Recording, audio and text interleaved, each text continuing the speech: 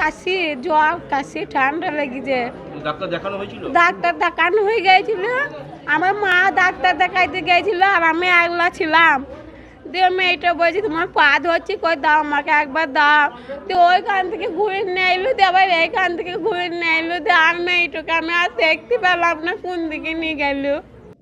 Police দেখছেন এবং খোঁজাখুঁজি করছেন, বিভিন্নভাবে ওনাদের সোর্স অনুযায়ী খোঁজাখুঁজি করছেন।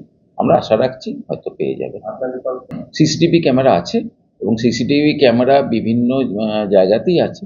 এখন কোন ক্যামেরা থেকে এখন ছবিটা পাওয়া যাবে সেটাই বোঝা যাচ্ছে না, ওনারা দেখছেন।